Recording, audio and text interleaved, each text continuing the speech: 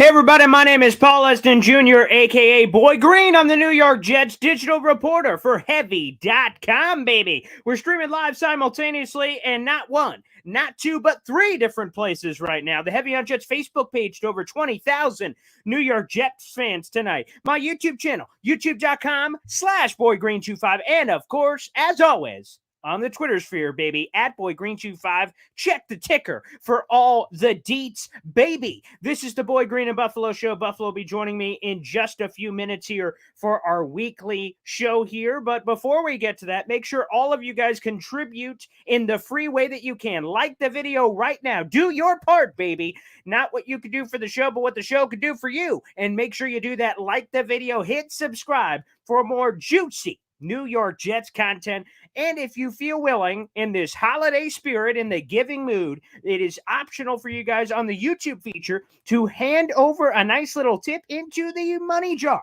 And we will highlight your comment and get to it on the show. We got a busy show. Some interesting information coming out. Only the Jetsiest thing that could have happened, but we'll dive into all of those details. Plus, get you ready for Jets Bills round number 2 here on the program. Without further ado, let's bring him in, my partner in crime, the Buffalo Jet fan, gracing us with his presence here on a Wednesday night. What's up, Buffalo?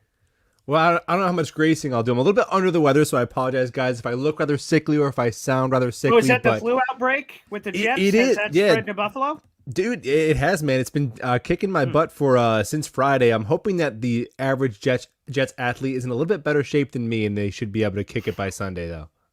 Well, we can only hope. So thoughts and prayers and our love are sent out to, again, the Buffalo Jets fan. Get well, buddy, because we got a big game this week. Jets Bills rematch. The Jets aren't quite getting the love, perhaps, that they should, with a 9.5 opening spread line. I'm going to be honest. I thought it was going to be a little smaller than that, especially since, I don't know, checks notes. Jets beat the Buffalo Bills the first time these two teams squared off, and they don't have Von Miller this time. And an upgrade at quarterback? I don't know. I'm not answering these questions. It's just things that are being discussed out in the world. But hey, right. We'll dive into that in a minute. But Buffalo, obviously, we need to get to. It's not breaking anymore at this point, but the big time news, and that was on rookie offensive tackle Max Mitchell, and it felt reminiscent of a lot of the Jets news in the past. And what I mean by that is I was reading, and you did a video on it. Rich Cimini talked about the mononucleosis of Sam Darnold somehow, some way leading to Mike White eventually being on the roster and everything that happened. And if you remember when old Adam Gase was our head coach, when he was going through that press conference of all the injury updates, like most head coaches do, he said, oh yeah, 14 has mono, Trevor Siemian is up next, and 14 in reference to Sam Darnold. And he just said it like, at the end of his run of casual injury updates. Didn't even say his name. This guy this. He didn't. No, he just said 14 for those who forget. And at least we got a name from Robert Saleh today. Yeah. But he mentioned at the end of his rambling for kind of a quasi-opening statement on injuries, he said, oh yeah, Max Mitchell, the rookie offensive tackle of Louisiana, placed on NFI, out for the year. Don't really want to talk about it, thanks. And then, I'm sorry, what?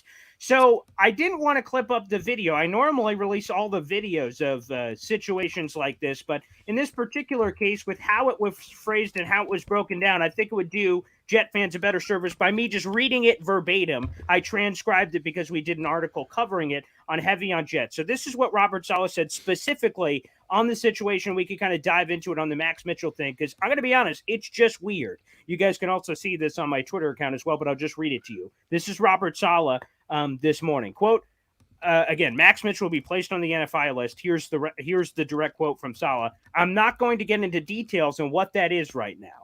A reporter asked a follow-up, who was Rich Cimini, by the way, is this injury related? Saleh said, quote, non-football related, and added to that by saying, quote, again, I'm not going to get into specifics right now because there's still a lot of things we're trying to sort out, and for him, end quote. And there's no other way to put it. This is an ominous, very weird thing. And the NFI list, for those who don't know what that means, I will read you the definition I included in my Heavy on Jets article, and also what it says via NFL.com. This is the verbatim definition from the NFL.com on what the NFI list means, so you guys can try to get a proper understanding of really what's happening here to the best of our knowledge. The NFI list, which is the non-football injury or illness list, is, quote, used for players who suffered injuries or ailments outside of NFL activities. Yeah. So for the people that have been speculating, Max Mitchell, of course, played this past game. He started against the Minnesota Vikings, but was yanked in the middle of the game, and that was purely performance-based in terms of the benching.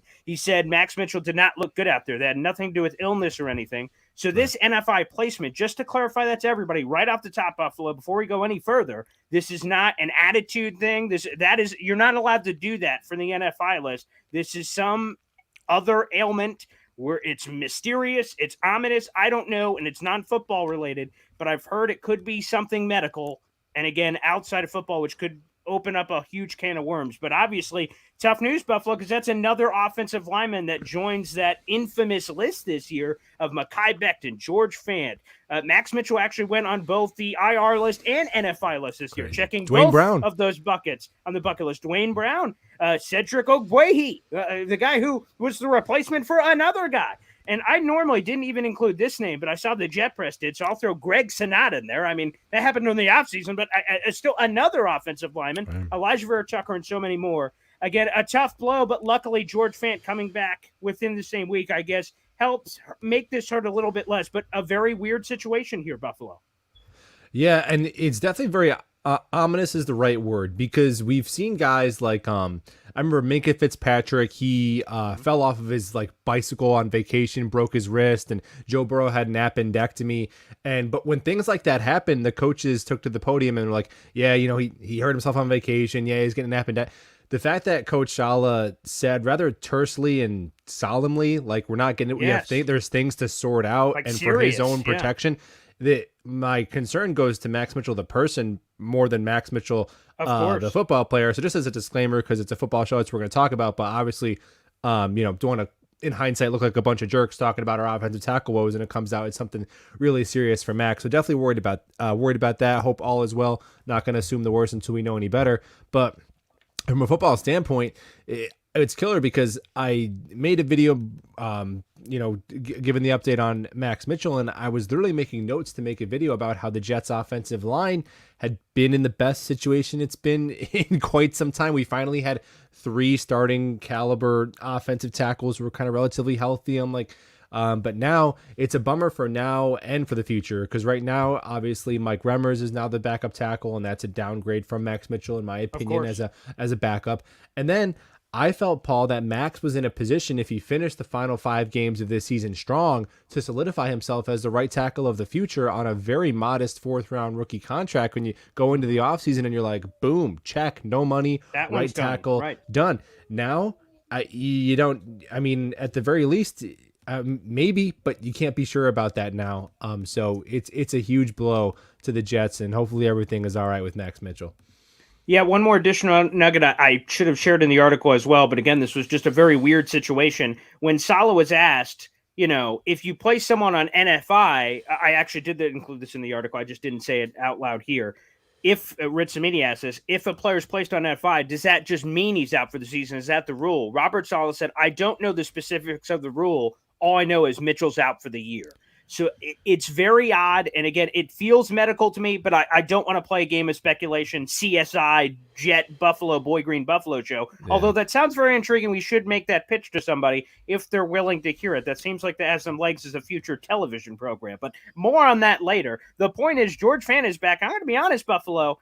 First off, again, major credit to gosh darn the Buffalo Jet fan. If you're not already liking the videos and subscribing to this, man, of course you should be, because you were on the George Fant thing since back in the offseason. I shut you down. I said, Buffalo, you don't know what you're talking about. I'm taking the Z off your name. You're just random Buffalo Jet fan now, because you have no idea what you're talking about. When you said George Fant, the knee injury, that kind of bothers me. No one's talking about him missing all these practices and all these other guys. I'm like, Buffalo, shut the hell up, man. But obviously, it was a troublesome knee injury, and the Jets have been specific that the knee injury that's been bothering George Fant is the same one that's been essentially bothering him this entire time since the offseason. But the good news is while all that's troublesome news, and he missed 8 games after his last appearance in week 3, it looked like there was an upgrade. I know Mitchell was struggling through the choppy waters. For the most part, I thought Mitchell's been pretty good this year, especially all things considering. But immediately in the moment of the Vikings game of yanking out Mitchell and putting Fant in, it seemed like an upgrade. He wasn't perfect, but it did seem like a nice little upgrade there. Yeah, and I think that was the best I've seen him move since he hurt the knee last December, and it's just a function of me having no life and me following the whole training camp. So that every single training camp tweet, it's like George Fant limited, George Fant off to the side, George Fant veteran rest day, and then he's limping in the season opener, he's struggling, and then and it's like. And now we're like a full year later from that scope that he had almost. And obviously he had the penalty that was kind of half on him, half on Braxton. That was kind of a killer. But overall, he looked as smooth as I've seen him. And I think that George Fant kind of catches some unnecessary heat. I think last season, that was the best left tackle season from a Jet since probably 2013 DeBrickashaw Ferguson that George Fant put out there. And if we're getting anything close to that, whether it's on the left side or the right side, it's a huge, huge boom to this Jets team as we head towards our playoff push. Absolutely. Additional nugget here, of course, he does not play right tackle, but maybe the Jets can keep playing musical chairs, I guess. In a corresponding move to putting Max Mitchell on the NFI list, it opened up a roster spot. They promoted Laurent Duvernay-Tardif, our doctor friend. He is now officially part of the 53-man roster. Regardless of this Mitchell news, that seemed inevitable that he was going to be naturally progressed to the 53-man roster. So you got a guy that started games before. That feels pretty good. They also added Sam Schluter. It's like a Schmedium t-shirt that you may get at Christmas. A Sam Schluter to the practice squad with that practice squad spot. May we pray he never sees the field. Amen. But in this season of apparently, being a Jets offensive lineman is not what you want to be. You're like the marked man. It's like, someone like the Candyman hit list. He's like, oh boy, another offensive lineman. I got to do it. They're like, no, please. There's already been 6 of them. Nope. Sorry. It's part of it. Can we call them something else? Now. Like, just don't let the universe know that they're Jets offensive tackles.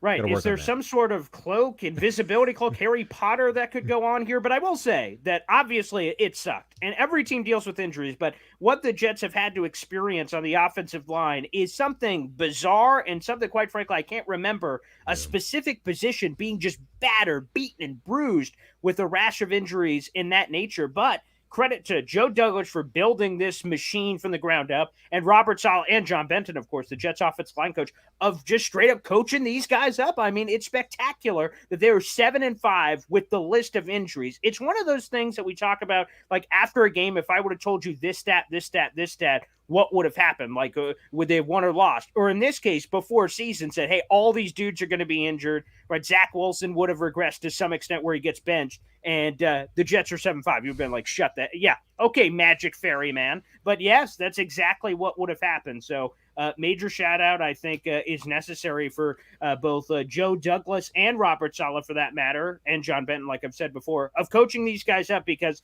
I don't think most Jets teams over the last bunch of years would have been able to overcome this, Buffalo. Oh, I would take it a step further than that. I think that if you look at what the Jets are fielding at offensive line right now, it's actually it's an average unit. Dwayne Brown and George Fant are average to maybe even slightly above average starting tackles. And Herbig is solid at guard. Tomlinson probably overpaid, but still, a solid at guard. And McGovern, much maligned, but solid at 31 other teams. If suffering the same number of absurd injuries, would be worse off at offensive line. It's almost a miracle what they've been able to do.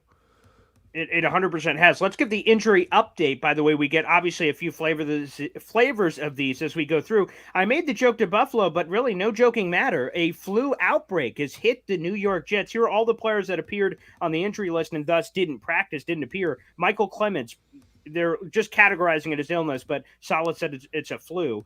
Michael Clements, Corey Davis, George Fant, DJ Reed, were all out, and then Fant obviously is also dealing with the knee. That's natural, veteran rest day and things of that nature. But the illnesses kept all 4 of those out. Saleh says he hopes they're back. Dwayne Brown has the normal rest with the shoulder again. I fully anticipate that he's going to retire at the end of the year. He's delaying the surgery he could have had that ended it now. So I expect him to retire, but maybe we get a nice surprise there. Ashton Davis, hamstring, LaMarcus Joyner, hip. Those last 3 that I mentioned were all limited participants in practice. We'll get obviously the last 2 days of practice Thursday and Friday to determine what's going to happen there from that perspective, just to give the full update there. But the other Bills news we got to talk about, Buffalo. Von Miller out for the season, torn ACL. I know the Bills initially, they said, man, maybe it's only this injury after the initial scare. I'm going to be honest. Again, I'm not a doctor, and we only play one sometimes on these shows. The way he looked, the way some of the doctors were talking, I thought it was this hopeful optimism from Buffalo Bills saying, oh, he just needs a brace. He's going to be fine for the Jets game. Okay, he's on IR, but he's going to be fine. I'm like, I don't think so. And I'm going to be bold enough to say this, Buffalo. I don't think the Bills can win the Super Bowl without Von Miller, because we've had better versions of Josh Allen in the past. And now we have a lesser version in some sense because of the injury. We could talk about that.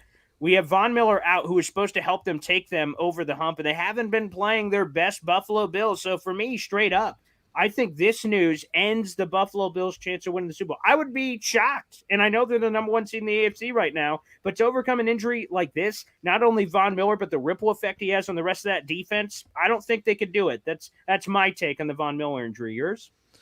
I don't know if I'd say they can't win it. I think that, I think they're probably still them, Kansas City, and probably Cincinnati sit atop the conference. They've been red hot. Yeah. Cincinnati's, I think, peaking at the right time, and obviously they don't fear anybody, and I think they got disrespected. People thought they overachieved last year. I'm like, okay, bet against Joe Burrow at your own peril. Yes, but of course. The Bills, they came within 13 seconds of beating the Chiefs last year. The Chiefs lose Tyreek Hill, so Tyreek Hill, Von Miller. Would I pick the Bills as the favorite? No, I thought personally they were crowned way too prematurely. They were given their award of their Super Bowl rings after winning on opening night. Josh Allen was the unanimous MVP, greatest athlete who's ever lived, all this stuff. Better than Mahomes, everybody knows that. That to me was all kind of crazy. But it greatly hinders their chances, because Von Miller, on a snap-per-snap basis, was playing as efficiently as he had in his prime. He absolutely excellent. I thought they overpaid. I thought they were getting a washed athlete. I was completely wrong. He was phenomenal. And I thought he was going to be their closer. When you're up on Mahomes late in that game, can Von Miller go get the strip sack to win it? I think it makes them much more vulnerable. Absolutely. All right, I'm seeing this comment coming in from Johnny G. I want to give the Bills side in terms of the injury updates. Milano playing this time, maybe not. A surprise on the injury report. Matt Milano popped up with a knee, did not practice today. Again, that's something to watch. He missed the first matchup. Although I also want to say this from Bills fans. A lot of Bills fans were in my DMs and everywhere else, and when Milano, it looked like he wasn't going to play, they said, hey, don't worry, we don't need him against you guys. I said, oh, okay. So you can't then say after the fact, and I thought that was hilarious from Bills fans, say, well, we didn't have our guys. That's why you guys won. Well, shut the hell up. It can't be both ways. We all know what's going on going into the game, and they're all talking crap, and then it's just revisionist history, man. Also, we were starting a right tackle from the Houston Texans practice squad that game. Yeah, that's also a fair point. Deion Dawkins, by the way, the left tackle was limited. He did not play in their last game. Reggie Gilliam, he's their fullback. He didn't practice, but he kind of does some kind of crazy stuff for him as well. And Jordan Phillips is another one I heard from a few Bills people. Shoulder, he may be a questionable guy. He's on their defensive line. What's your thoughts on this? And I keep using this term, and I think it's incorrect, heading into this second Bills matchup where, again, the Jets already won the first one. And to me, I think there was a lot of experts and insiders and Bills fans, for that matter, who said, obviously, these Bills fans saying this, not me, of course the Bills are going to sweep the Jets. The Jets suck. We're going to take care of business. So now we're in this position where the Jets already won one. So already did more than anyone thought they were going to. So now you head into this game that, at best for Buffalo, they split. At worst, their ass gets swept. I feel like there's a little swagger from this Jets unit. And the word I wasn't going to use is calling this game gravy, because it's not gravy. It's super important to the Jets. I don't mean it in that way. But I just mean that all the pressure is on Buffalo in this game, at least in my opinion. Like, they're the ones that are at home. They're the ones that are the number one seed in the AFC. They're the one with expectations. Jets, outside of our own inside expectations, no one has expectations for the Jets outside that building. So, I don't know. For me, there's a swag coming into this game.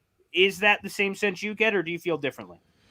Yeah, I mean, I think two things can be true. Number one, it's a really important game for the Jets, but I think it will have a little bit of a house money feel to it. I mean, we're rolling out Mike White in his sixth career start or whatever. Last time he played them, he got shellacked.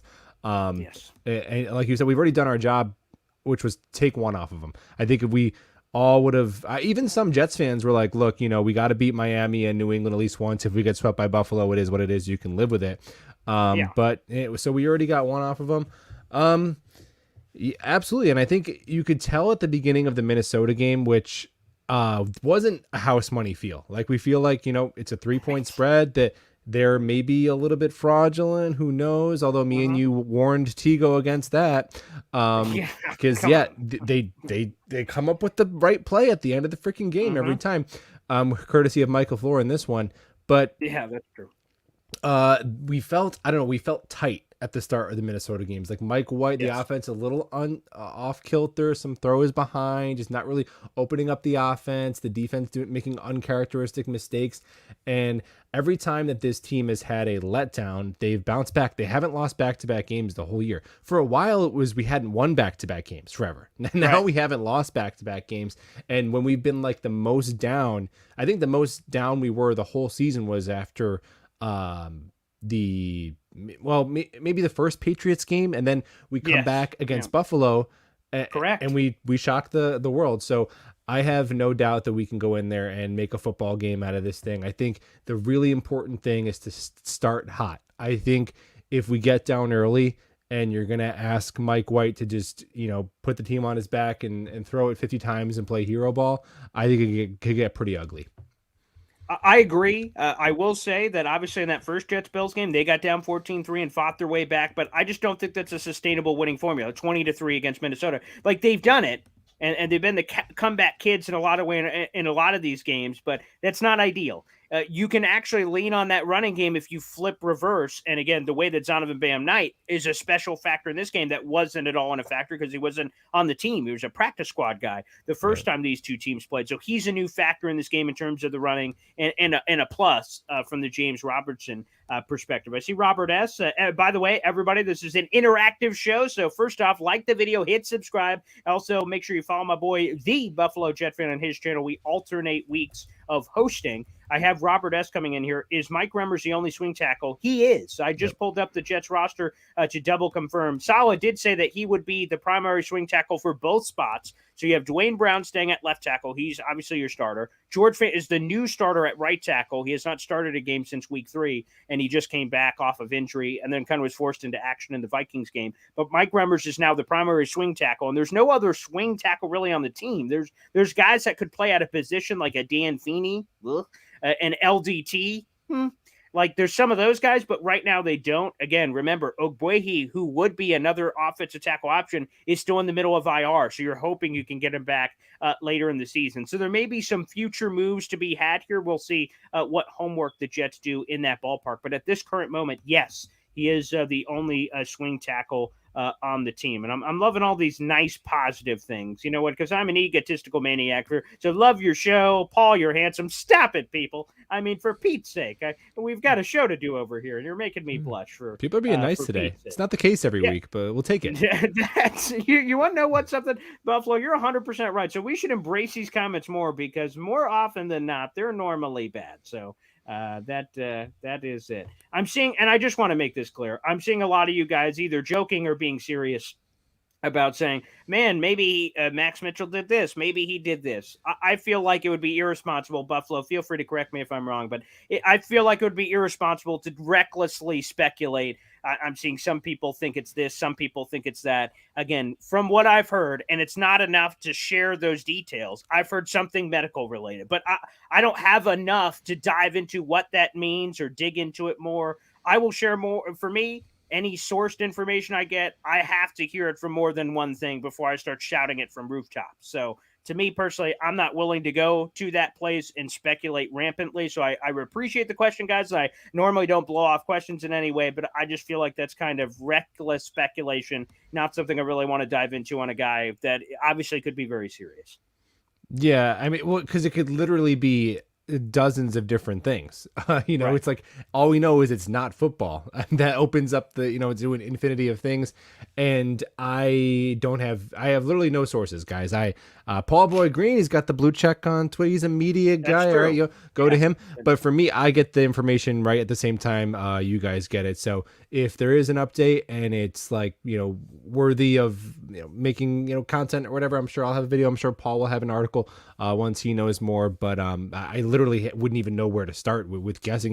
You're more than welcome to look up other players and why they've been on NFI, but it's just kind of a waste of time because it could be so many different things. The main point is he's out for the year, and it freaking sucks. Yeah, 100%. And again, I got to give all the credit in the world because Connor Rogers is a draft guy that I respect and appreciate. And I was cross-watching his stream with the normal ESPNs and NFL networks I watch. I love Mel Kiper, so I'm normally watching ESPN. I know he's a polarizing guy. But every time the Jets made a pick, I jumped over to Connor Rogers' stream, who did it for Bleach Report. We'll see where he does it next. And he had a take on every Jets draft pick. And I remember Max Mitchell, and he described him as a developmental tackle. Hey, he'll redshirt this year, and maybe in 2023 he could do something. I said, oh, okay. All of a sudden, starting week 1, I'm like, oh boy, what's going to happen here? And coaches say, well, he's developed faster than we thought. Yeah, sure. Yeah, my like mother every said prospect that. in NFL history. Yeah, right, exactly. I'm like, okay, well, let's see. And to be honest, obviously, he's surprised everybody, and he's been respectable. Yeah. And to your point, players outside of the first round sign 4-year rookie contracts.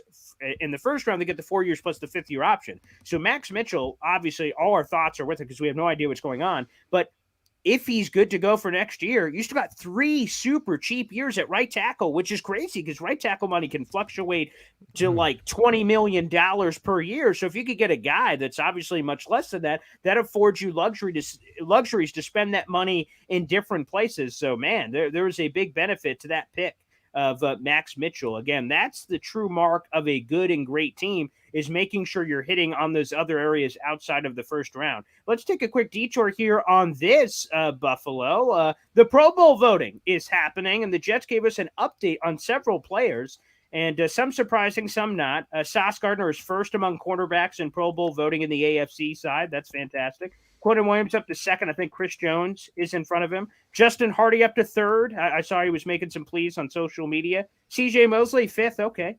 LaMarcus Joyner. What the hell? LaMarcus Joyner, fifth.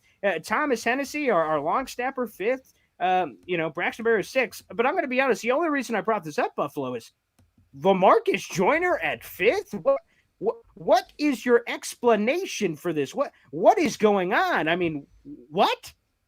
Well, it's clear that LaMarcus Joyner is an elite football player. He is Ed Reed reincarnated. Well, I think, number one, I think he's had a better season than most of us thought, and I think it's the interceptions. Interceptions are helping him, but we know the main reason is that Jets fans are absolutely lunatics. Like that is the main reason we cannot be helped. We should probably be banned for the internet. It would be for the betterment of the world. But while we're here, we're just going to raise hell.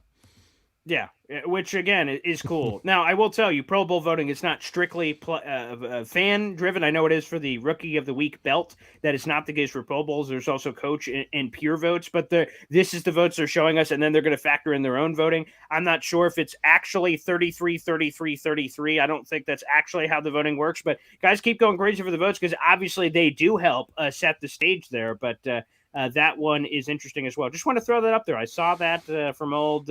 The Jets, and it's not the first time I saw Joyner up there, but still, I'm just like, it's just weird. It's very strange. But shout out to Joyner, although that leads us to, I guess, a futures conversation that the safeties sucked at the beginning of the year. We're like, yeah, boy, look at these safeties. Then they really picked it up in the middle of the year. We're like, hey, not bad. And then recently, it's kind of been, like especially in that Vikings game when Kirk Cousins threw a couple of those quacking ducks. Quack, quack, quack, quack, quack, quack, quack. Like Joyner and Jordan Whitehead are like overrunning it, underrunning it. I'm seeing like run across screen and then a Viking guy catch him. Like, what were they looking at? What was happening there? So I think that's obviously a point of emphasis with, of course, the future of the offensive tackle position as well when we head into the offseason. I feel like, despite some of the pops, I think we may have to hit the reset button there, Buffalo. I wouldn't be surprised if there's 2 new starters at safety next year. I think that having the best corner trio in the NFL. Michael Carter is, it's like I saw Michael Nania put a tweet out and it was perfect. It was like, it's time to stop calling him underrated and just start calling him a star at his position. Now, is it a star at his position like he's an edge rusher or an offensive tackle? No, but for what he's asked to do, Michael Carter, cornerback, does it at an elite level, top 5 in the NFL. And then the pass rush has bailed out the safeties, but they're better than we had last year. We're not going to pretend like the whatever Rashad Wild Goose era didn't exist. But man, it's been tough. The play I'm sure you're mentioning where Cousins closes his eyes and chucks it. He gets destroyed by Nathan Shepard. The ball is like a punt. It hangs in the air for it feels like 5 minutes. Whitehead like a cartoon, like like runs right by it. I'm like, how did it hang that hard? And it wasn't even like Yeah. Justin Jefferson. It was like some Madden creative player caught it who I've never heard of, probably first career reception. And I was like, you gotta be. And with Joyner, he misses, like, there are some plays where at the line of scrimmage, he comes into a tight hole and it's like whack and it's, Yeah. impressive, physical. But he misses way too many open field tackles for a quote unquote box safety, and he has hands of stone. I think that and look, they're both making under 10 million combined a year, so it's not like god awful contracts or anything. It's just a position we could probably use an upgrade at. You mentioned the missed tackles, and by the way, the Jets over the last handful of games have had some of the worst PFF graded tackle performances by a team in the NFL this season. I ask you this, Buffalo, it really hasn't, for the most part, situationally it has. Obviously, the Jets are 7-5. They've lost games. Do you think it hasn't really cost the Jets yet, but do you think ultimately that is a level of the undoing for the Jets at the end of their ultimate goal, that this tackling comes back to haunt them? I think it has cost them. I think that the headline from both Patriots games was Zach Wilson, but we couldn't tackle Sure. Ramondre Stevenson to save our lives. That was a huge aspect of those two games, and that's been my one reservation before I throw out. I think we talked about it when you were on my show, before I throw out that elite status on this Jets defense that is damn good. It is very good. The turnaround from this Jets D from last year to this year, I maintain, is the most impressive turnaround I've seen from any Jets unit in my life. It really is, going from top 5 to very, very damn good, maybe, or bottom 5 to maybe top 5. But elite defenses tackle week in and week out. And we have tackled like crap for almost half the games this season. And I don't. It's a lot of it is the safeties. Quincy whiffs sometimes. CJ Mosley, it's never him. But I don't know if that's something that you can fix, if it's coaching, if it's just the personnel that we have, because we just do so many things well, and we're so fast and we're so physical. And I think we're, for the most part, disciplined for the style of football we play. It just seems like we should be a good tackling defense. I can't make it make sense. Neither can I. But there's one thing I do want to cash in on that very note, since you brought it up. I've made a habit after wins and victory Mondays, cashing in receipts on poor suckers, poor losers that have had the audacity to call out the Jets this year in some form or fashion. Brady Quinn, Stephen A. Smith, and so many. But I've done it once to myself, the Mike White stuff, and I feel like I'm doing it again right now. And feel free to volunteer any of your own. But one that I have to say that I thought that the path, I said back in May that the Jets could be 9-8, and I caught a lot of flack for that. And we'll see. Maybe I undershot it. We'll ultimately see what happens there. But I said that the reason for my 9-8, besides I thought the AFC won't be what we think, teams won't be as good, cough, cough, AFC West. But the other thing is I said that there would be this Zach Wilson progression. Like, that's the secret sauce for the Jets to get to this record that I predicted. However, he's obviously regressed to a point where he's not even playing right now. So the thing that was missing that I couldn't have anticipated, and I told fans to quiet down on the defensive improvement, I said I could see a marginal jump from 32 to maybe 18 if you squint. Same. But from the bottom 5 unit to basically the top 5 unit they've become, I just have to come out and eat the L. And just the cornerback improvement, I didn't say, because again, DJ Reed, I didn't have a read, to pun intended, on him. Sauce, I thought there's going to be natural progressions from Cincinnati to the NFL he was going to struggle with. And obviously we all had questions about the safety. So with all of that combined, I'm like, man, I just think there's a limited ceiling to what this Jets defense could be. And here on December 7th, we're obviously 13 weeks into the season. I just have to say, despite what I believe this Jets team can accomplish back in May and even now, I have to say that the reason for it is something I completely didn't expect. And I want to dive on the grenade here and say, yeah, I want to cash in a receipt on myself that's a part of it I definitely didn't see happening at all. Do you have any take, Buffalo, from the offseason that you thought could have, would have, should have happened, either individual player related, Jets team related, coaching related, that you had in your mind to lead to from A to B that has not happened, and for whatever reason? Oh God, how much time do we have? I mean, well, for starters, my 53-man roster prediction had us cutting I saw Mike that tweet White, the other day. Bam Knight, and Greg Zerline. So the fact that anybody ever still listens to anything I have to say, I don't even know. It's a fair point. It's a good thing I'm new to this, guys. You should have thought what I heard about, should have heard what I thought about Josh Rosen back when he was coming out of the draft. Woo, won't even go there. Mm-hmm. So those are big ones. Me on the defense, I would have been happy if we went from 32nd to somewhere in the teens as well, because I was like, look, to go to a great defense, we have to do something unprecedented, and they're literally doing it. No defense has made a jump in yards per attempt, been bottom 10 in yards per attempt, points allowed, yards allowed, and then top 10 in all three the next year. And since they started keeping track of those stats, since 1981. So they're literally doing something unprecedented. I would never, ever imagine a world in which Zach Wilson has the stats he has and is benched, and we have the offensive injuries that we have, and we're 7-5. I think a lot of it is because I think it's a lot of slight overachievements on the defense. I think Sauce being what we hoped he would be by year 3 and year 1. I think Quinnen, Right. I thought Quinnen was going to make a jump to like a Pro Bowl level, not an all-world defensive player of the year candidate. Quinnen Williams this year has been the most dominant Jets defensive lineman I've seen in my life. In my life, the only thing I could come close to it is John Abraham. But I think Quinnen maybe is more impressive because he does it from the inside and he's nasty against the run. Absolutely. Let's see. Let's gotta be one more. I was wrong about. Sheldon Rankins. Adam S is saying Ulbrich to Buffalo. Oh God, Ulbrich? How can I forget about that one? Yeah, I wanted to fire Jeff Ulbrich after week 3. That's probably the biggest L. I wanted to bench Joyner after week 1. And then I wanted to cut Sheldon Rankins in the offseason to save that $5 million, and he's been stellar. So wow, now that you say this out loud, man, that is pretty rough. Well, okay, that took the 35 minutes. Thanks, everybody. See you later. Okay, yeah, you're right at Buffalo. There was a lot of good ones in there, that's for sure. But I will say, this has been, and neither have I. You said you haven't been doing this long. I have not been doing it in terms of the YouTube stuff. I've done my own podcast, my own work for a long time outside of all this. But to do the video shows and get the constant reaction from the fans, I remember when I used to do my Jets audio podcast. An hour before I went on, I just yelled on Twitter or Facebook, "Hey, anybody got any questions? Let me know. I'm recording in an hour." Now we're just getting all this live stuff, technology. So we're getting all of this stuff. So to see all of this interactions and stuff jumping in here is a lot of fun. I have to just say, Buffalo, I think it's over for the Zach Wilson, Mike White thing. The question we've basically asked each other every week, if Mike White has this, does that open the door for Zach Wilson? And the more I hear it from this week, the Zach Rosenblatts, the Connor Hughes, they say, regardless of what happens in Buffalo this weekend, even if Mike White had another implosion, remember last year, 4 picks and the Jets got run off the field. I was at that game. That, if that happens again, it still doesn't matter. Mike White is the starter minimum for the next 3 games, no matter what. And the minimum is Buffalo and the 2 home games, which are under a short span. So you likely wouldn't make a quarterback change in the middle of those two, is I'm assuming the argument. Do you agree with that narrative that's out there that, again, the Zach Wilson conversation doesn't even start till potentially the final 2 games of the season, depending on how these next couple games go? It's Mike White's team. Are you willing to go there?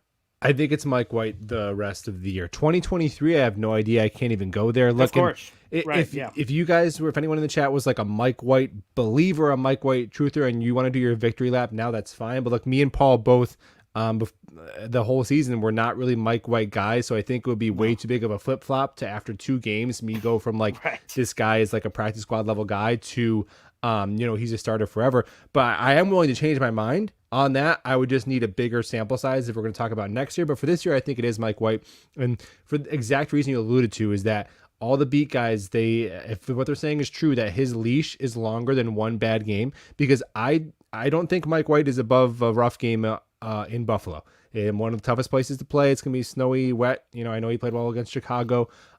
There's been good quarterbacks that have gone up against that defense in that building and struggled. So that could happen. But so when he gets another chance after that, I don't think Mike White is going to struggle against the Detroit Lions and the Jacksonville Jaguars, or even see the rest of the defenses we play are mediocre to bad defenses. Seattle and Miami both have mediocre defenses, yes. So I think Mike White, he's going to put up numbers against bad defenses. So if he's going to be able to be afforded to pass if he has a clunker against Buffalo, to me, that means he's the guy the rest of the year. I just don't see Mike White going out there and doing 48% completions with no touchdowns and 3 picks against the Detroit Lions. I don't see that. I think he's looked too good.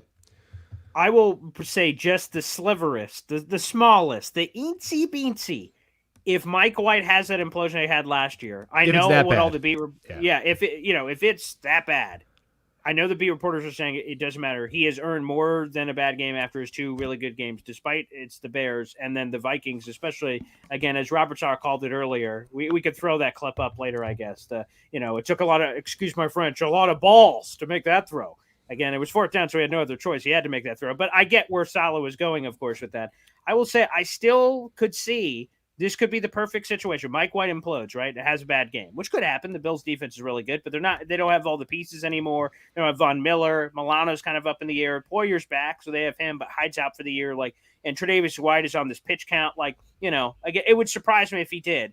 But if he did, again, with the two home games back to back, although the pressure that would be on Zach Wilson in the home games as soon as he does anything bad and Mike White's cryogenically frozen there on the bench, I mean, that could be a bad way. But there's still a little voice in the back of my head that says I could see Robert Sala coming out on Monday, because he wouldn't do it emotionally after the game, but saying Zach Wilson after his 3-week, 4-week, whatever it ends up being with the full weeks from the time they benched him to the time he'd come back. I don't have the schedule in front of me. It's like 3 or 4 weeks, basically, that they would then say, we're making a change. We're going back to Zach. He's shown us enough. I could kind of see that if I squint. I may be crazy. No, I mean, and I think they would have left the door open for that, and they could do it without throwing Mike White under the bus, because they could say this is our plan the whole time. Once Zach was ready, Right? and now Yeah. we like what Mike White did, but now this is, I it's tough to get the read on like how the locker room would feel about all of that. You get the sense, I don't think they hate Zach. I've seen a lot of that, like everybody in the Jets hates Zach Wilson, and it's like, dude, true. the whole offseason, like he's got the dog in him, and CJ Uzama's got the time of the year shirt, and Right. I think that, but I do think that you could just tell that there's a not that it's personal, but there's a little bit more of a belief that Mike White has a little bit more readiness, and the receivers feel like they're going to get a better chance to make plays with Mike White. So I think there's also just the idea that guys don't like people who are handed things. Like, I think that is part of it. The idea that he just, we see it in our workplaces, or even when you were a kid, like the coach's son. And that's not Zach Wilson's fault. He didn't decide to make himself the number 2 overall pick. Number 2 overall picks get treated differently. But I think there was a little bit of like, if anybody else was performing at this level, our job would be in jeopardy. And I think that kind of played a little bit of a role in Mike White, who's a little bit more of the, the blue collar underdog kind of guy. And I'll tell you, it's a beautiful example, Buffalo. I'll bring it back to my high school career. We actually had a kid on our team that was a coach's son, and he got what we perceived, because his coach's son, is favorable treatment. So we roughed him up. We went out of our way when it was one-on-one drills. I went out of my way to light the kid up even more, because he had to show me this extra oomph. There was a side eye every time he got an extra rep over one of us. We looked at him funny, and again, whether it's fair or not fair, right? He didn't pick that he's the son of the coach or that he's on the team or anything else, but still, to your point, there was always a little bit of that in the back of our head. So he had more to prove than the common player, and I imagine Zach Wilson the same way. So when he's had some of these answers, the same kind of side eye of like, I think to overcome that, you need to do the Mike White thing of going out of your way with accountability to show you, I don't care I was the number 2 overall pick. I'm the same guy as 53. Like, I'm putting it all out there. And obviously he didn't do that publicly, let alone what he could have done privately. So, yes, I think there is something to that. Again, 2023, that's all on the table. I listened to Rich Smee's podcast this morning, Flight Deck, and he said that this is his words, I wouldn't call it a lock. Zach Wilson's on the team. To me, I think that's next year. I think that's hyperbolic. Look at his contract. It would be crazy, no matter what they do at quarterback, for him to not be on the team. Like, I don't know if he's going to start. I'm not going to guarantee that.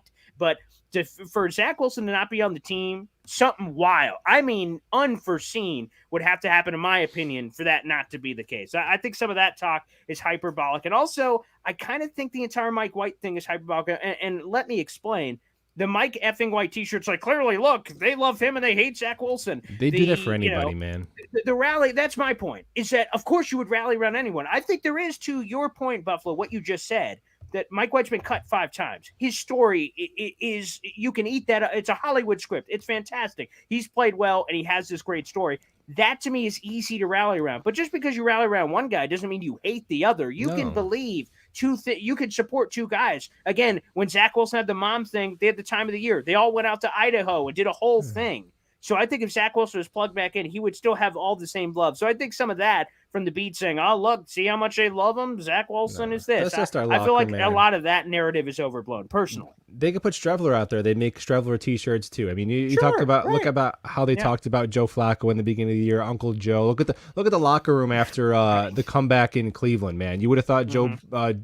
Joe Flacco was Joe Montana in 100%. 1989. Yeah, that's just the locker room, man. They're gonna rally around whoever they put out there. I'm seeing a couple other random ones. All gas, no gaze. So all of us want a Pinheiro. That I think there's a lot of Pinheiro. I'll be honest. I was a minority at the time.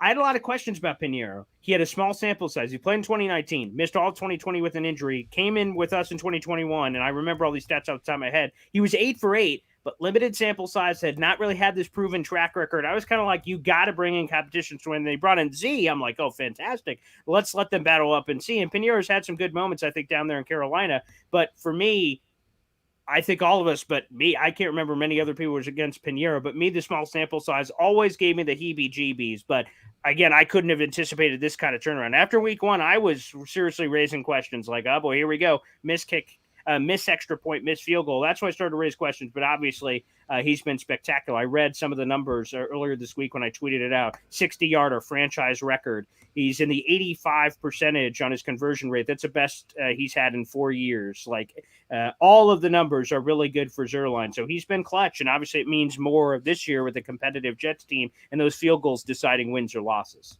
So he's been really good, I like, as well. Yeah, they wouldn't even attempt a 60-yard field goal with Eddie Pinheiro. Right, Probably. exactly. That goes to show the difference in traits for sure. And I wanted Eddie P yeah. too. So hey, I mean, I'm just catching L's all over this stream, man. Apparently, I see Vern says, don't forget Shepherd, Buffalo. Like, apparently, do you just have a hit list? Do you just have people who hate you, Buffalo, and have collected every terrible take? And by the way, people Shepherd, I think, memories, has just been. Man. Yeah, apparently, especially with our losses. I don't hear the great memories with all our wins. Like, Paul, you had this great take a couple of years ago. Where are those people? I said Bryce Huff was good, searching. good. Yeah, good. see, there you go. Where are those takes in here? That's what I'm looking for. I think Shepherd has been. I think Connor Rogers put it well on the Badlands podcast. Very adequate this year, which is more than I think a lot of us could say. This is a futures question, but why not throw it in here? This is Joe the Jet G on YouTube. Who's our quarterback next year, Buffalo? If you had a gun to your head right now, who is it? Who's the starter? Somebody not on the team right now. Wow. And how much of a percentage would you put on that it is that answer you just said? 1 to 100, 1 to 10, whatever. What do you believe, confidence level, that it's what you just said? I think you could say 50% somebody on the team, and then the other 50% between Zach Wilson and Mike White. Yeah, that's kind of where I'm at, but I think I'm inverted. I think it's like a 60% chance that it's some combination of Zach Wilson and Mike White. I think whoever, like whether it's Mike White getting the deal or Zach Wilson coming back, either way, I don't think either one's guaranteed the starting job. I don't think Mike White would, even if he brings him to the playoffs. I still think he has to compete with Zach or vice versa, any combination. So I'm leaning like 65% that the starter is one of Mike White or Zach Wilson.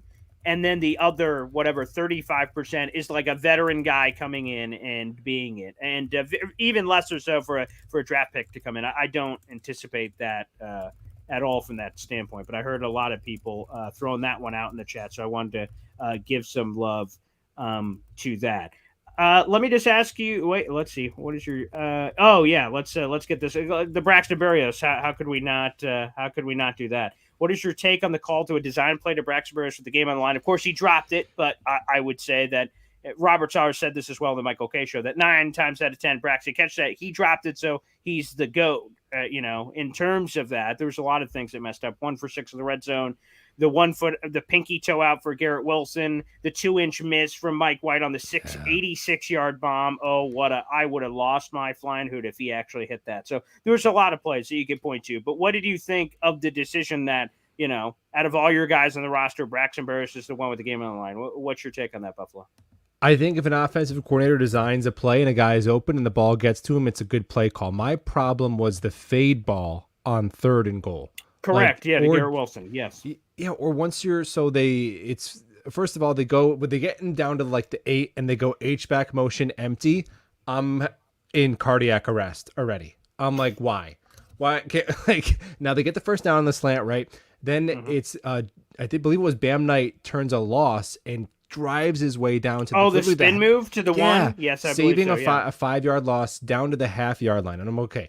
Second and goal from the half-yard line. And Paul, if you do you want to know what the percent chance if you do QB sneak, QB sneak, Fill QB me sneak in. 3 straight times from 2 feet away? A quarterback sneak has a roughly, I looked at roughly 83% chance success rate when you have a yard or less to go.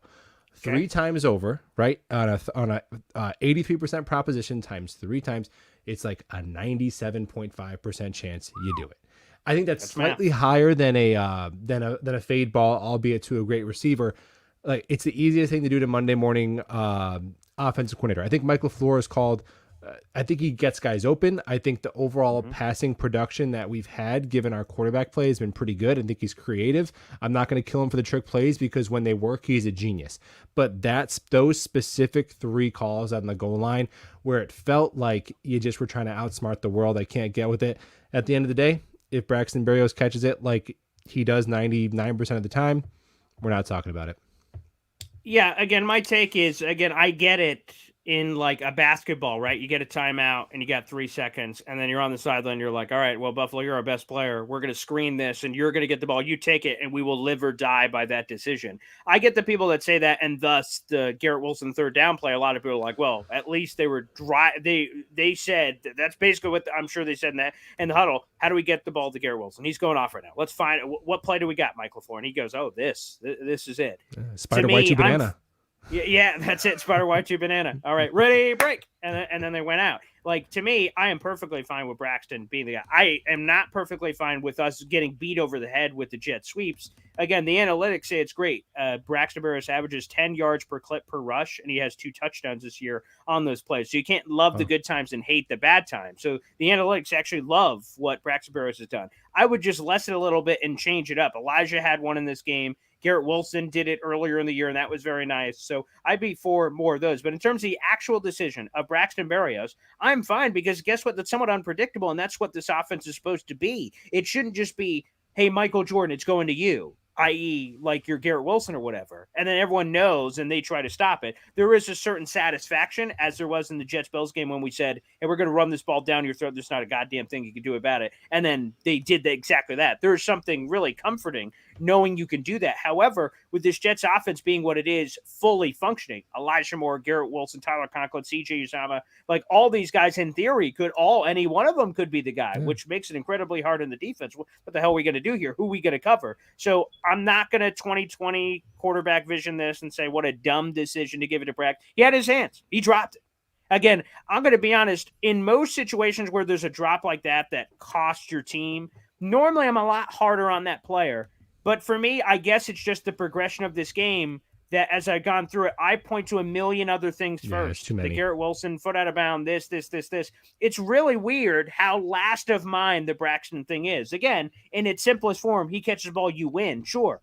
But to be honest, in the evaluation of this game, that has not been it for me when pointing it out personally. But I get a lot of people are against Braxton now, and they start questioning the contract. 2 years, $12 million. Why the hell do we pay this guy this thing? Again, a lot of people are prisoner of the moment, and I understand that. All right, let's get another futures question in here. Lawrence Wapples. He says, what's up, BG in Buffalo? Can you guys give us a prediction of who will start on the offensive line in 2023? It could be the key in seeing if we could be contenders or pretenders for a Super Bowl crown. And actually, I think there is some merit to what you're saying, Lawrence. I'll jump on this first.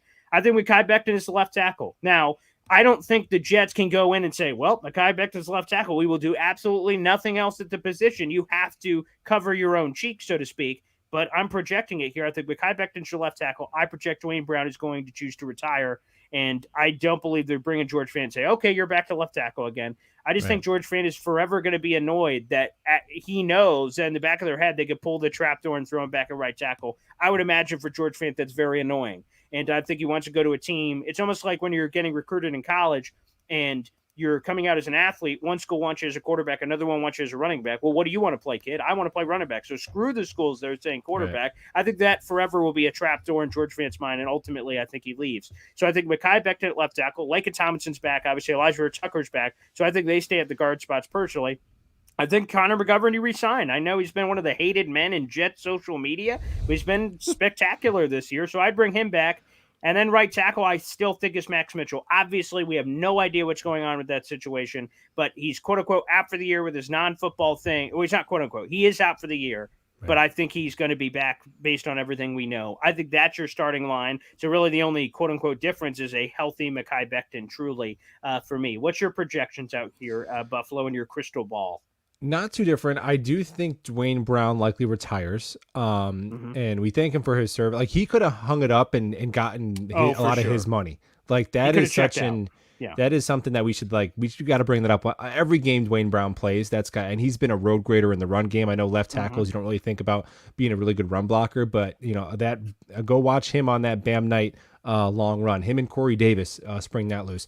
So I'm going to say our starting left tackle is Mr. First Round draft pick, most likely. That's a good. That's a good bet. That's a good bet. And I like that. not rooting for Becton. I think that Of anything we course. get Becton is a bonus at this point because I was on the train all summer and Mm-hmm. people called me an idiot and I just it is what it is. You guys are right, I guess. So I'll say Mr. First Round, Mr. First Round draft pick, and then Laken Tomlinson. I want him Mm-hmm. back. I think I'm going to ask him to take a haircut on being the Ooh. sixth highest paid guard in football. Okay. Connor McGovern, I want back as well. Look, with Great. Laken and McGovern, I have a two-part questionnaire for Jets offensive linemen. Okay. One, are you an offensive lineman? Two, are you durable? Three, can you start right now? And can you stay here forever? Like I not love like that. not missing games as an offensive Mm-hmm. lineman is so huge. I want both of those guys back as well. I'm gonna say the right side looks a little different for me. I'm gonna say Nate Herbig Mm. at right guard and AVT at right tackle. I Ah, think I knew this that's is where you're gonna go. Yeah. I think that a tackle is a little bit more valuable of a spot to have your superstar player at AVT. Sure. Yeah. Maybe the I'd ceiling is agree with slightly that. higher at guard, but I think the trade off of the value of tackle being higher and guard is always an easy position to fill. If Nate Herbig doesn't work out or whatever, you can replace a guard easier than tackle. But Nate Herbig has been an absolute pit bull in the run game. Another great steal, pluck off the waiver wire from Philly. And just with I think I was kind of torn at like, okay, do I want AVT at guard and Mitchell at tackle or Herbig at guard? I think the Mm-hmm. Max Mitchell ominousness right now is going to lean me towards Herbig and AVT. But then, hey, if we have Becton as your backup left tackle and Mitchell as your backup right tackle, man, we'll take it. We're going to need them. They're all going to play. That's guaranteed. That is the Buffalo guarantee on the side of the box. I agree, and I love how you said that about the AVT thing. That again, that I think we're in both alignment that the higher ceiling may be a guard, but in terms of positional value and what he's proven to show, think about a full offseason of actually training there instead of just learning it on the fly like a show off, like we could see potentially what happens there. Of course, I guess we got to go schedule prediction next. Whether you want to stick to your guns or move on, Peachy says 9-8, but possibly 10-7. Again, Pete, back in May, you guys could go check the tape. Go watch the videos. I don't delete any videos. You guys want to go see whatever I've done? It's all there, for better or for worse. And Yeah. I said 9-8 in May. And I will establish this. The playoffs, 9 is a maybe. Maybe could get you in. 10, I think, is a lock. An ice cold lock. If we need a new sponsor for ice cold locks at the end of every show, boom. 10 wins get you in no matter what. I think it's all going to work out with everybody else. Yeah. I Tell that to think they Ryan do. Fitzpatrick. I guess that's also true. That's a fair point.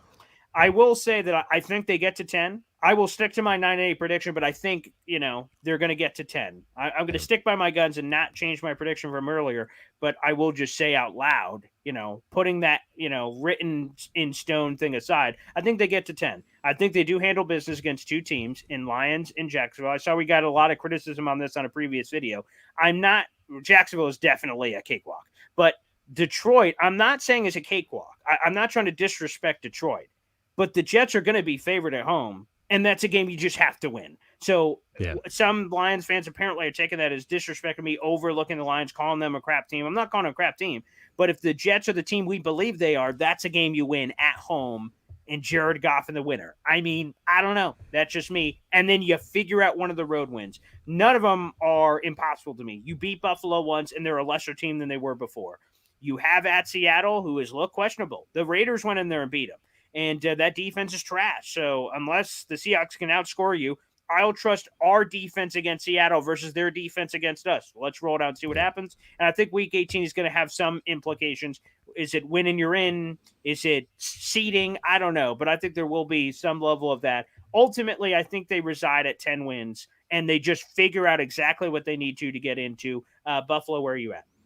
Yeah, well, my original prediction was 9-8 as well, so I think that Okay. the stakes have been raised. I would be disappointed if they go 9-8. I wouldn't say the season's a failure if they don't make the playoffs. I think that would be too much revisionist history, given everything we've overcome. But I think it would be a huge missed opportunity, given how everything in the AFC is shaken out, and some of the teams we faced and all that. But I definitely want to beat Detroit, beat Jacksonville, and beat Seattle. Like, Seattle's not good. I know Geno Smith is a great story, but Seattle is not a good football team. And I agree with you. The gap between their offense and our offense is much smaller than the gap between our offense and their defense. So win those 3 games and then split within the division, whether it's Buffalo or Miami, because obviously a divisional win and a conference win bodes well in a tiebreaker. So yeah, I would say 10-7. Although before each individual, leading up to each game, in my opinion, we're 17-0. If you ask me, Yes, 24 hours before any game, we're winning it. Yes. So don't misunderstand that. I know that's confusing how the math 100%. works, but that's just the way it goes. 100%. And I will give an apology. Not that I feel like I need to. I didn't say this, but it was on Buffalo's channel. Old Tigo. I'm seeing all these Vikings fans pouring in here. The Purple Pocket Podcast. I love the alliteration there. Just stopping to say Skull. We defended you. Me and Paul defended your team. Oh, hardcore. Go check out Buffalo's channel from last week. We had Tigo on, Taco with Tigo, doing some great Jet stuff, Taco Jets with Tigo. And he ripped it. Oh, this is an easy game, and ran through you guys. I just want to say, my Skull friend, Skull. Like all you Vikings people, I've always wanted to do that, so check that off the bucket list. But I just have to say to all you Vikings people, I knew you had all the insane talent, and and again, some people call your one score winning that you were 8-0 and now 9-0 after the Jets game this season, most in your franchise history. Some people looked at that as bullshit luck. I said, sure, maybe there's a little luck, but look at the talent. They are creatively finding ways to figure it out, and once again, they did it. The Jets were the better team in the second half of the game, but the Vikings didn't care. They got the one drive when the Jets somehow fell asleep. It was boom, boom, boom, boom, boom, Justin Jefferson touchdown. Okay, there we are. And ultimately, that proved to be the winning score. So, Vikings people, I just want to say I apologize for old Tigo. I don't know if he will ever give that apology, but I'm seeing a lot of Vikings, like a Skull. I don't know. All of a sudden, I got a Vikings increase on the channel. Great. Look how polite, man. Vikings fans are the nicest fan base in the world. I think a lot of them are Canadian too. Yeah. So, but I maintained. I'm like, look, you can call fraud. Like, winning close games is how you become a good team. Again, I think we brought it up on my channel when someone says like, oh, this team won 4 games, but a lot of their wins were by 7 points or less. I'm like, yeah, you know who does that? Shit teams. Like, crap teams lose a bunch of close games. They find a way to blow a game. Like, how many Jet seasons have we talked ourselves in the offseason? Well, Chris Hogan was our number 1 wide receiver, but, like, stop. What would you give, Paul, to be a fraudulent 10-2 football team as a Jets fan? How amazing would that be? Where can we sign for that? To be honest, I was drinking up all the tears earlier in the year from Dolphins fans who were just whining and complaining. You're beating all these backup quarterbacks. And it's nothing but hilarious when I grabbed that in the back of the fridge this week when they lost to Brock Purdy. So, I mean, the Jets haven't been to the playoffs in 11 years. It's been a long freaking time. I didn't realize in 2010, again, I savored the moment because, again, those runs don't happen all the time. No. But I still don't even think, looking back, that in that moment I'm like, well, I can't wait for 11 years of nothingness. Like, I didn't realize in that moment what was about to happen, but I would take it a time after time to have the chance at the championship and bring it back. So, again, all the fraudulent, I don't give a beep about any of that. So, again, that was just kind of hilarious on Dolphins fans, so I can't wait for their asses in Week 18, by the way. We'll be wrapping 2 games by I just have to note, the Dolphins have lost 2 games to Zach Wilson and Brock Purdy by a combined 39 points. That is spectacular. I love that. And again, I will be honest. So, because we're doing all our stuff, right? So as soon as the game's over, go to Buffalo's channel. He's talking live about the game already. For my work, I have to wait 2 hours before I could go on and do my show. So I'm doing a lot of Jets work, the Saleh press conference, Mike White, or whoever the quarterback is press conference. So I'm doing a lot of stuff. So I'm kind of tangentially kind of paying attention to the game going on. I hear Jimmy G's out. I'm like, well, my hopes of the 49ers being the Dolphins are over. lucky Dolphin bastards. And then like I'm able to turn on the game, see the Nick Bosa strip sack. I'm like, holy crap, they just lost. That is freaking hilarious from all the crap we're hearing from Dolphins people. So yeah, that's funny. And again, I can't wait to get that opportunity back later. We're about to wrap up, but a couple of quick shout outs here. I'm saying Green Bean in here. Imagine wanting Mike White to succeed and hoping Zach Wilson turns it around. The horror. Almost like you're a Jets fan. It's weird. Yeah, I know that you could get both things at the same time. It's like loving the Boy Green show and the Green Bean show at the same time and the Buffalo show. It's impossible. You can't do it. You must pick sides. Nothing is handed out here. That's for sure. I guess also while I'm pulling up any final comments to make sure we didn't miss any super chats or anything of that nature, Buffalo, are you prepared to dish out your Jets-Bills prediction for this weekend? Well, it is the week of the game, so basically, Paul Begreen, when you're asking me is how are we going to win this football game? It's the only way I can answer it, okay? If you asked me a couple weeks ago, could have been more maybe objective, but I think that the first thing, now obviously establish the run is like the most cliche thing, but then once you start getting 4 or 5 yards per run, you're like, oh, that's actually kind of real. Maybe we should keep doing that. So yeah, you got to establish run, but run the ball successfully. I want to see Bam Knight touch the ball 20 times in this football game.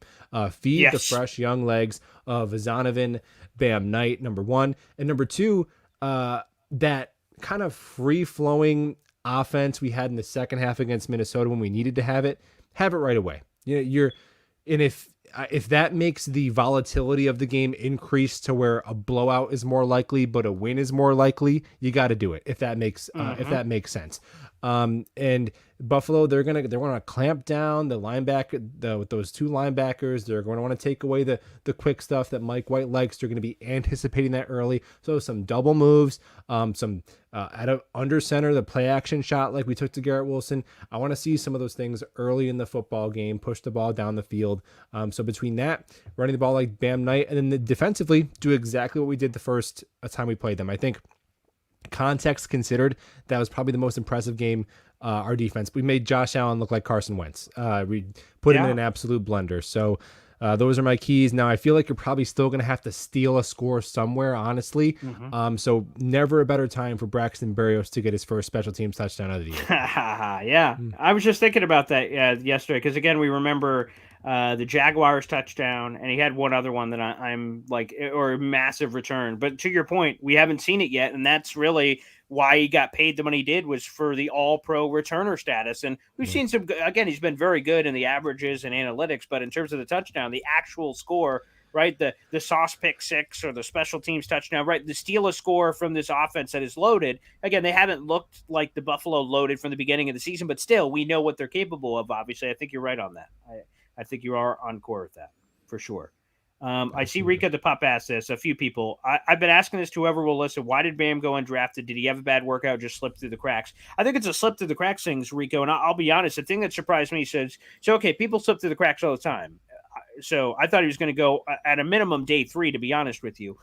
So when he didn't, I said, oh, well, okay. When he didn't, so he made the Jets initial 53, lasted a week, was cut. I'm like, well, he won't clear waivers. Somebody's going to claim him. And when they didn't, I went, geez, man, just no one thinks highly enough of this kid. And he was there for a while. Again, there's no practice squad protections this year. Anyone could have stolen Bam. And look what he's done, obviously, over the last 2 games. That's what I say. That's what I say to myself every morning. I wake up and I'm like, fiance, baby, wait a second.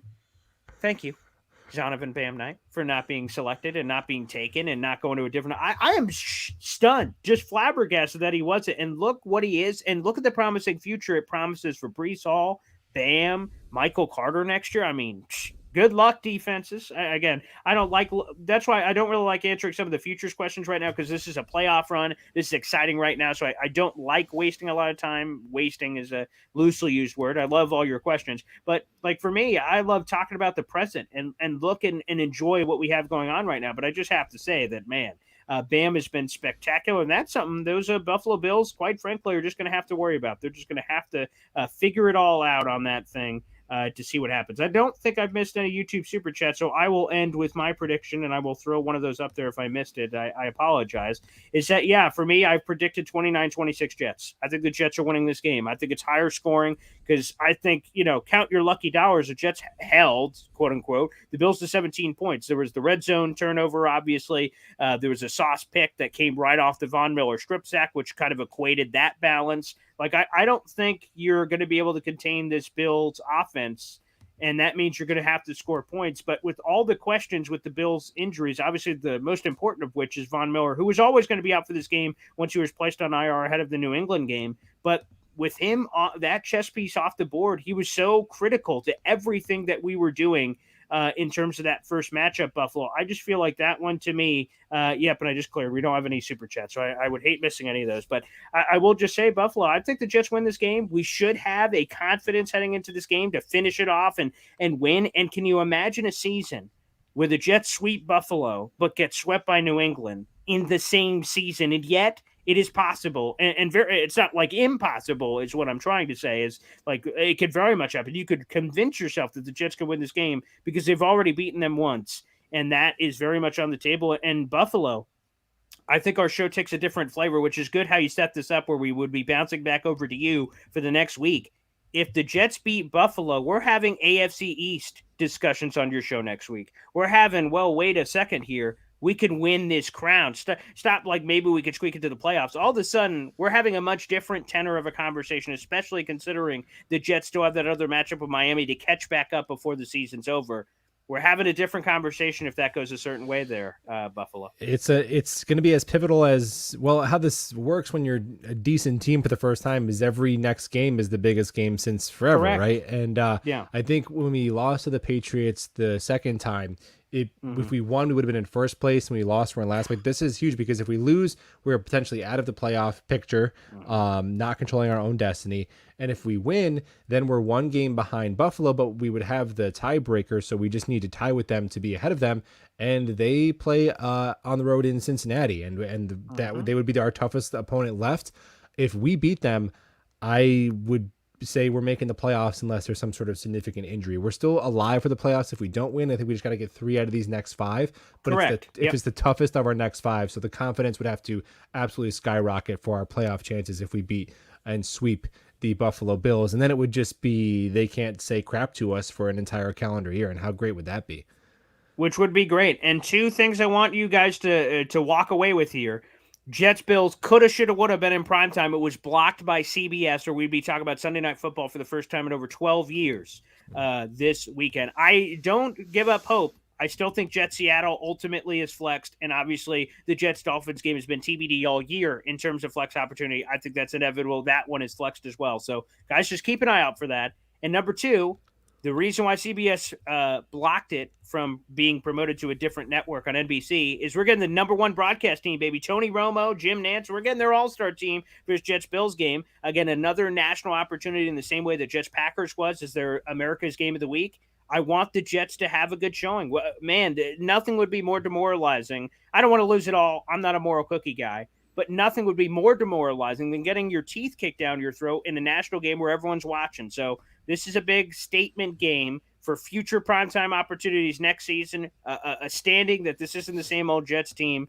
Right. There's a lot on the line here, Buffalo, that really revs my engine, and I'm excited for this thing, and it's Wednesday. I got to somehow figure out what I'm doing over the next couple of days to get us to Sunday. But I'm revved, man, and as always, a beautiful Buffalo Boy Green show, man. Absolutely. And guys, I've been asked if I am going to the game. I have tickets. Yeah. If I am not feeling like deathly ill still of course. By then, then absolutely. So hopefully I'm feeling up to it. But being in the 38-degree rain while you have the flu, not the most fun thing. So if I've kicked it by then, hopefully both me and DJ Reed, Michael Clemens, George Fant will all be cured of the flu by then. But I'll let you guys know. Paul, pleasure as always, everybody. Have a good night. Yeah, and before that, give your plug. Do you have anything coming up through your sickness, or taking some time off? What's on the channel this week? What do you got going on through the rest of the week? What is it? Wednesday. So so Jet Central, you got some of that, right? Yeah. Ian will probably hang out. I think tomorrow, and then Friday I'll probably be live. It's something every day. Just come by and check it out. But biggest thing is right after the game goes final. If I don't end up going to the game, I will be live right after the game goes final. So that's always a fun time. All right, there he is, a Buffalo Jet fan. Thanks, everybody, for tuning in. We will see you later in the week. Thanks for tuning in. Go Jets, and we'll see you later.